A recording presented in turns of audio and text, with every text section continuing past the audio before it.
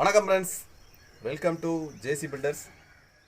காலையில் எழுந்தவுடன் முதல்ல கட்டிடத்தை நனைச்சாச்சு.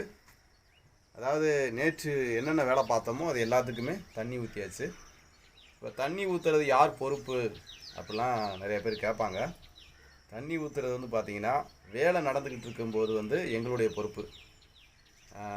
இன்றைக்கி வேலை பார்க்க போகிறோம்னா காலையிலே நினச்சிருவோம். நாளைக்கு வேலைக்கு வரும்போது ஃபஸ்ட்டு நினச்சி விட்டுட்டு தான் வேலையை பார்ப்போம். அப்போ நாங்கள் இருக்கிற வரைக்கும் என்ன செய்வோம்னா எங்களுடைய பொறுப்பு.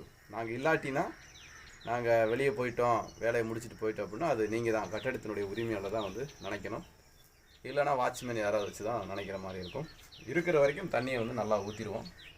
அதில் எந்த மாற்றமும் இல்லை. ஓகே, அதனால் நீர் மிக மிக அவசியம். நீரின்றி பில்டிங் செட் ஆகாது, தரமாகாது. அதனால் நம்ம எவ்வளோ சிமெண்ட் போட்டாலும் சரி, எந்த கொத்தனார் கட்டினாலும் சரி, அதை பற்றி பிரச்சனை இல்லை. தண்ணீர் நினைப்பது மிக மிக அருமையாக இருக்கிறது. அதனால் நல்லா வாட்டர் க்ளீனிங் பண்ணிவிட்டு கட்டடத்தை கட்டுங்க. ஸ்ட்ராங்காக தரமாக இருக்கும். ஓகே பாய், மீண்டும் அடுத்து சந்திப்போம்.